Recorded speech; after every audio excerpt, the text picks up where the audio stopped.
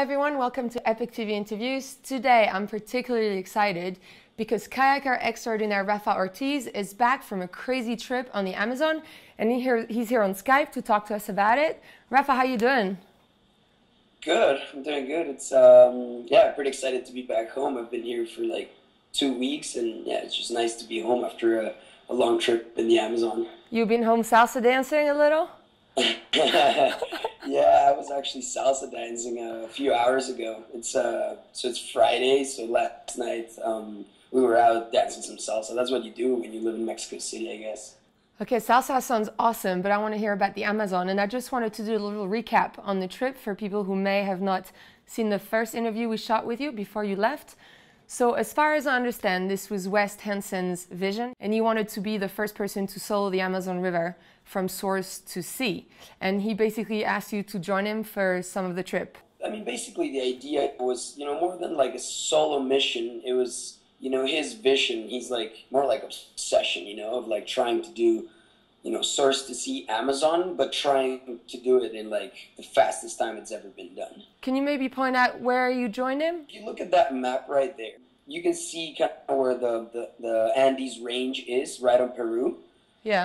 So basically the idea about us joining him is that he doesn't have, an ultra whitewater experience. So, what we were there to help him out to do was, just help him out with all like our expertise on whitewater. So we just joined him from the source to kind of where the rapids end. Like we were camping at 4,500 meters above sea level. It got up to like minus 10 degrees Celsius. It was hard, I mean, for me, like I've been in like super cold weathers before, but never really like camped out there, like expedition style, like kayaking in the snow. I mean, I don't know. I've been in the river when it snowed, but not really like that, not like thick snow as you're paddling down.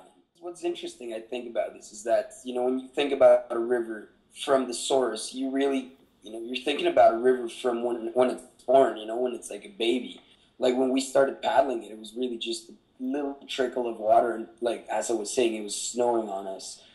And by the time that you get down there, when you get to the Atlantic Ocean, it's a monster, and it's just flat and it's super hot. But as I was wondering, did you have any idea what to expect? Like, did you know where it was going to be gnarlier in some parts or others? And how do you prepare for it? Like, how do you know what kind of gear to take with you if you don't really know what lies ahead of you?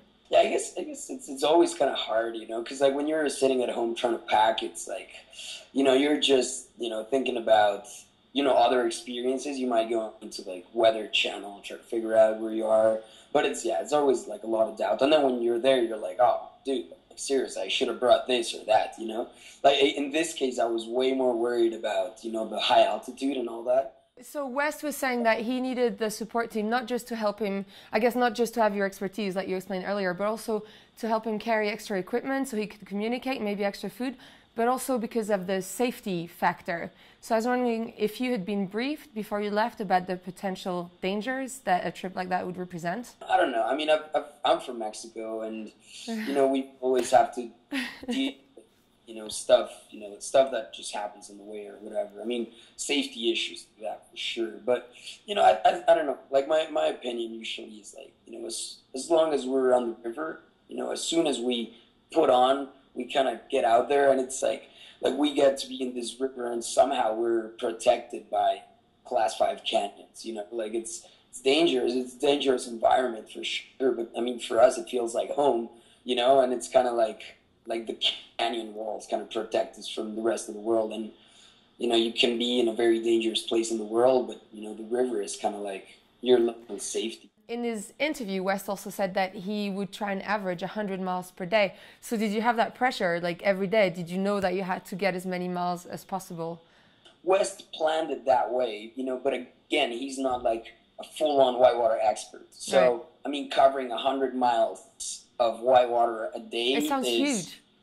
Yeah, no, it's retarded. Like, I mean, just that day, for example, where it was like super class 5, and we had an episode and all that. I mean, we probably only covered like 10, 15 miles, right. Or so.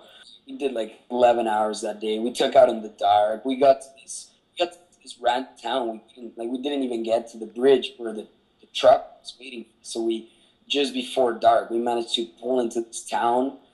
You know, we're like kind of like a ghost town. There was no one there. We managed to find a little house with 2 people just there. They didn't even have a wood to start a fire. But you know what's hard? Like the most brutal part is that we paddled that day, but then we talked to West and we're like, man, like we don't have like months here. Like we only have 3 weeks left. So please let's just go to actual water. You know, and I mean it kind of sucks just to leave it for him, but you know, it's his trip, it's his ambition to be able, you know, to paddle every single mile of the Amazon.